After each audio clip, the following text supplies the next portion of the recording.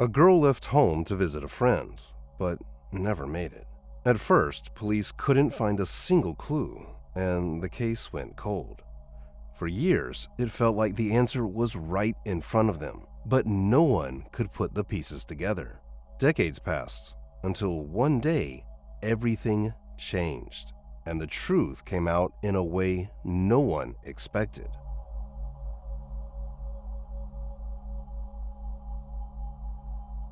Claire Tillman was born on January 14, 1977, in a small British village called Greenhithe. She was an only child and went to an all-girls school where she had a lot of friends. Even as a kid, Claire was focused and determined. She dreamed of becoming one of the first female firefighters in the country.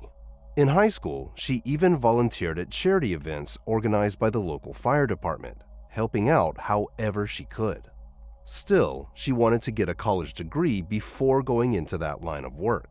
In January of 1993, when she was 16, Claire was in the middle of her final exams and thinking about her future education. On January 18th, just 4 days after her birthday, Claire headed out to a friend's house. They planned to talk about college options and figure out where they might want to apply. She left home around 6 p.m., telling her mom she'd be back in about an hour and a half. But when that time came and went, there was no sign of Claire. At first, her mom thought she probably just lost track of time, maybe stayed a bit longer at her friend's place. But when the clock passed 8 p.m., she started to get worried. She called the friend's house, only to find out Claire had never shown up. Thinking maybe plans had changed, she started calling a few of Claire's other friends, but no one had seen her that night. A few minutes later, Claire's mom stepped outside and ran into a neighbor. He mentioned that something had happened a few miles away. There were ambulances and a bunch of police cars at the scene. Claire's mom was really starting to worry, so she went straight to the local police station to report her daughter missing. She gave them a full description, but instead of taking her report, the officers told her to go home. They said there'd been some kind of incident and that someone would come by to explain everything soon.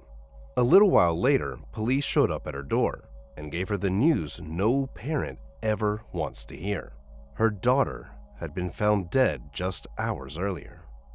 Earlier that evening, 2 men had been driving down a road that connected a few nearby towns. As they passed by some houses, they noticed a girl kneeling on the roadside and pulled over to check on her. The moment they got a closer look, they knew something was seriously wrong. She was struggling to breathe and looked totally out of it. One of them ran to a nearby pub to call for help, while the other stayed with her. At first, he thought maybe she'd been hit by a car, since she was so close to the road. He tried to comfort her, but her condition quickly got worse. Within minutes, she stopped breathing altogether, and by the time paramedics arrived, it was already too late. Her body was taken to the medical examiner, and the results were brutal. She had been stabbed 9 times, likely with a large knife, but there were no signs of sexual assault. Meanwhile, police began examining the scene and quickly figured out where the attack had happened. Claire was likely ambushed in a narrow alleyway that ran off the main road, leading toward her friend's house. Based on the wounds, they believed the killer came at her from behind. But beyond that, there wasn't much to go on. The alley was quiet, dark, and empty.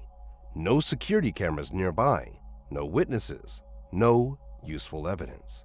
Still, there was one thing that stood out. According to the medical examiner, the murder weapon wasn't just any knife. It was unusually large, too big to be something someone would just carry around in their pocket. Detectives believe the killer had brought it from home instead, already planning to use it on someone. News of the murder spread quickly through Claire's village and nearby towns. That evening, some students were still at school for exam prep sessions, and they heard about the incident on the radio. At first, no one knew the victim's name, but it didn't take long before word got out. With no solid leads, police turned to the public for help. A few people came forward, saying they'd seen a man in a light-colored coat near the road around 7 p.m. Another witness claimed they saw a man with dark curly hair walking out of the alleyway, but no one could identify either of them, even though it was a small community where most people knew each other. Based on the nature of the attack, detectives considered the possibility that the killer might have known Claire and had a personal motive. But there was also a more disturbing theory. This might not have been a one-off. They feared they could be dealing with a serial offender. In December 1988, 4 years before Claire's murder, a 27-year-old woman was attacked by an unknown man while walking home from work. Armed with a gun and a knife, he kidnapped her and drove out of town, where he tried to assault her. Then, he stabbed her 5 times and left her there, apparently thinking she was dead. But somehow, she survived. Despite her injuries and the freezing cold, she managed to crawl to a nearby road, where she was eventually found by a group of workers. She spent 9 days in intensive care, and doctors were able to save her life. But police were never able to track down the man who did it. And now, after Claire's murder, both detectives and locals began to wonder, what if the same person was behind both attacks? A few days later, Claire's funeral was held, and hundreds of people from the community showed up. Just before that, her parents spoke with reporters and shared that they believed the killer might visit the ceremony.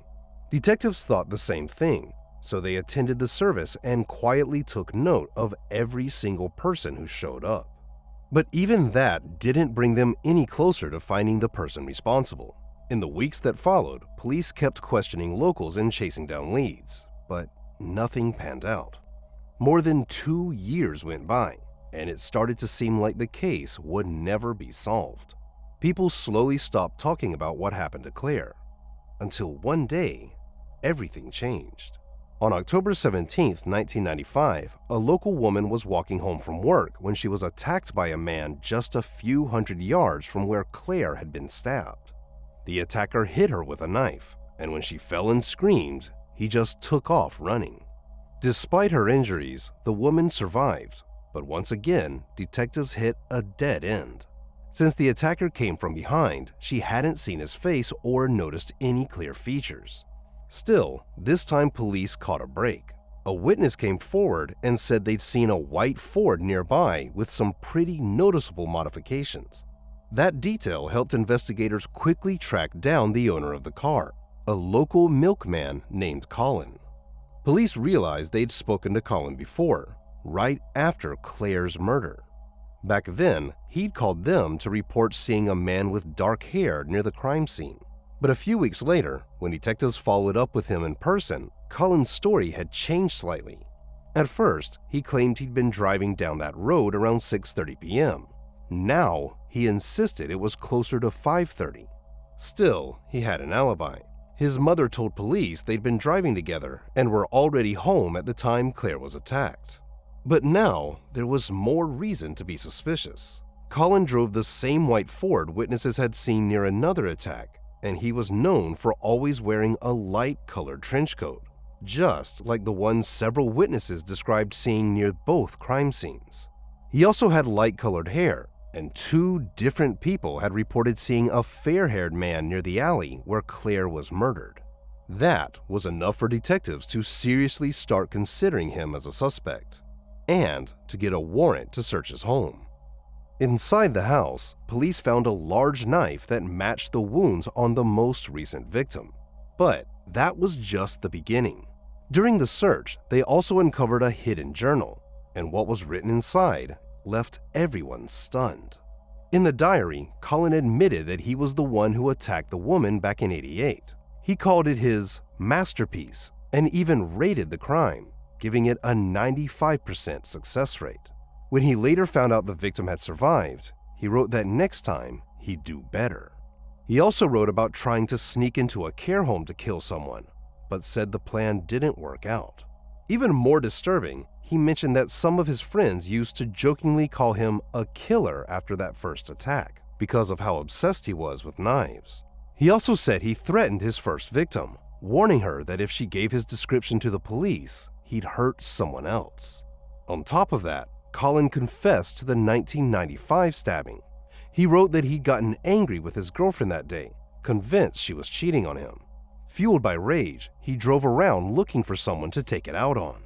First, he saw a man, but decided that was too risky. Then, he spotted a woman walking alone, stopped the car, and attacked her. He said he felt a wave of relief afterward and didn't care at all whether the woman lived or died. The diary also detailed his plans to commit more murders and even mentioned that he had broken into the homes of several women he knew while they were away. When police searched Colin's car, they found blood-stained clothes and a torn piece of a tie, which, as it turned out, he'd used in an attempt to strangle his first victim. That alone was more than enough to charge him in the attacks on both women. Detectives were also pretty sure he was behind Claire's murder too, and they started digging for a possible connection. It didn't take long to find one. Colin's family knew Claire's. They both spent time at the same local community center where residents would hang out and socialize. In fact, Claire had celebrated her birthday there just 4 days before she died, and Colin had been at that venue that same night. Investigators also confirmed that he showed up at her funeral. Still, they didn't have a single piece of solid evidence linking him to her murder. While Colin sat behind bars, detectives questioned him, but he denied everything. He did, however, offer up a theory. According to him, the killer might have been a guy who used to play pool with Claire at the community center. Colin said the guy left town shortly after the murder, and that the last time he saw him was at Claire's funeral. Police tracked the man down, but he didn't match any of the witness descriptions of the person seen near the crime scene. Colin, on the other hand, was a perfect match, but they still didn't have enough to make it stick. In the end, Colin was only charged in connection with the 2 attacks from '88 and '95. In December 1996, he pled guilty and was sentenced to 3 life terms, with the possibility of parole after just 15 years. But investigators weren't ready to let go. They kept looking for anything that could help them finally get justice for Claire. Out of all the potential suspects, Colin still made the most sense, but there were 2 major problems: a lack of physical evidence and his alibi. As you might remember, his mother had told police that she and Colin were out delivering flyers and were already home by the time Claire was killed. But here's the thing. Colin himself had called police the day after the murder and claimed to have seen a man with dark hair near the scene about an hour later. That call actually contradicted his own alibi. Based on what he told them, he would have had to have been right near the alley when Claire was attacked. That got detectives thinking. Was his mom lying to protect him? After all, she wasn't just any mom. She was a former political party advisor, just like her husband, and she also happened to be the town's sitting mayor. When police confronted the parents again, they stuck to their story, insisting their son had nothing to do with the murder. Still, detectives kept digging, and eventually they uncovered the truth. Colin's alibi was completely made up. They found solid proof that his mother wasn't with him that evening, which meant she'd lied to protect her son. But that wasn't the only discovery. Investigators also learned something else, something just as disturbing. Turns out, Colin's father had gotten rid of a knife his son brought home after the 1995 attack.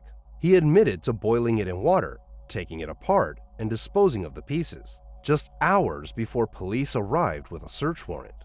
For that, he was sentenced to 12 months in prison. As for Colin's mother, her involvement didn't end there.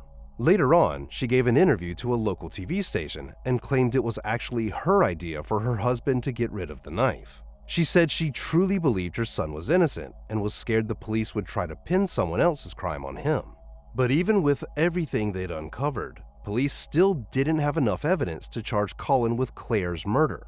While he was serving time for the other attacks, detectives kept digging into his past, trying to find anything that could finally tie him to the crime. But nothing ever came of it. The only new discovery came during a routine search of his prison cell. Officers found several disturbing notes, filled with twisted and graphic fantasies about women he knew. Just like the pages from his old diary, they painted a deeply unsettling picture of his mindset. With no solid leads in Claire's case, investigators also looked at other potential suspects. One was a local man who had killed his own mother in 1994. After the murder, he left behind a note saying she had started to suspect him of being the one who murdered Claire. Another suspect was serial killer Robert Napper. He was convicted of killing 3 people, but detectives couldn't find any concrete link between him and Claire's case. From that point on, the investigation basically came to a standstill. Claire's parents were convinced Colin was the killer, and the fact that police still couldn't charge him for her murder weighed heavily on them. In 2008, Claire's mother passed away from cancer, and in 2012, her father died as well. Neither of them lived to see justice for their daughter. Then, in 2013, the case drew public attention once again when detectives made a renewed push to bring the killer to justice. They put out another appeal to the public asking for any information, and even the Prime Minister voiced support for their efforts. The tips that came in didn't lead anywhere, until one of Colin's former cellmates came forward with a story that completely changed the direction of the case.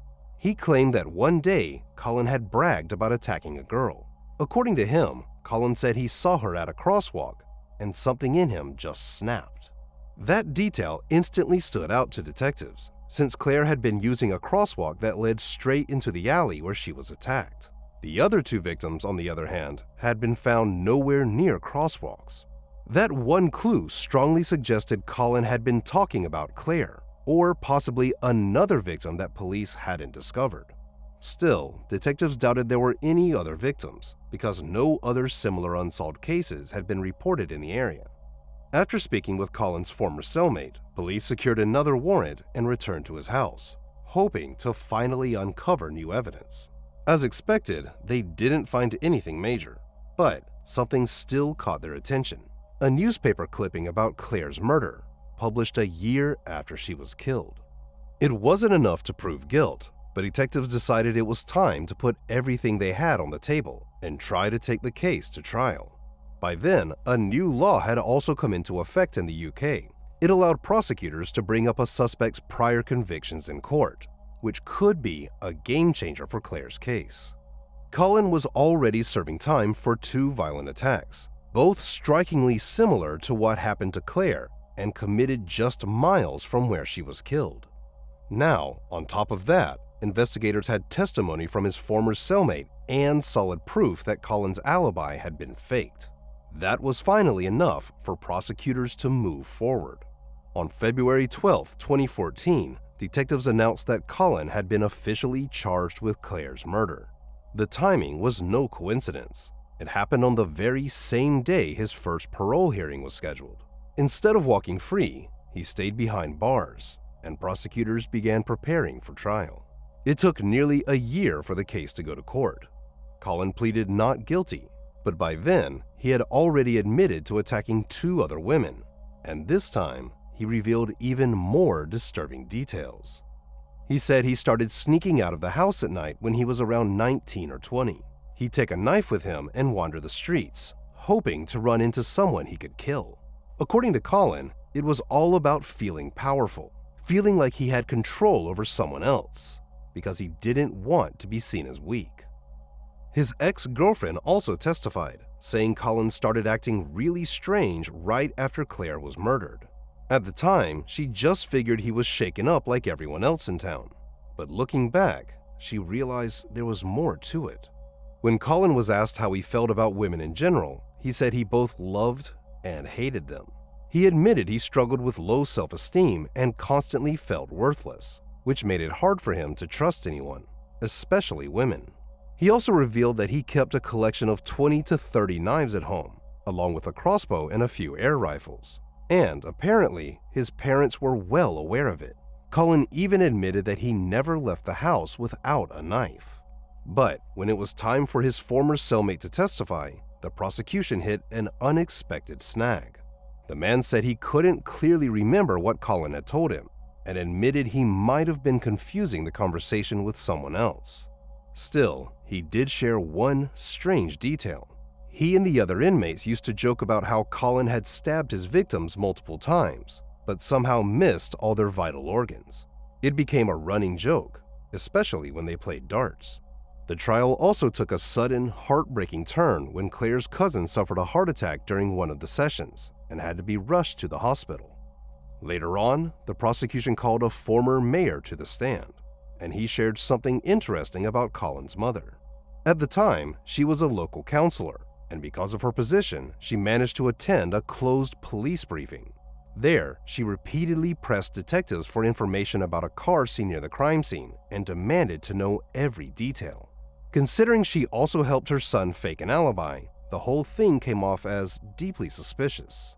The trial lasted 5 weeks, and in December 2014, the jury reached a verdict. Colin was found guilty of murdering Claire Tiltman. He was sentenced to life in prison, with the possibility of parole after 21 years. When the verdict was read, Colin showed no emotion. He later appealed the decision, but the court rejected it, saying the evidence against him was overwhelming. So, after 26 long years, justice was finally served. In Claire's memory, local officials named a road after her, and later even renamed a street using her last name. In 2022, a new community center opened its doors, proudly bearing Claire Tiltman's name. Share your thoughts on this story in the comments section, and don't forget to press the like button if you enjoyed my video. Thank you for watching.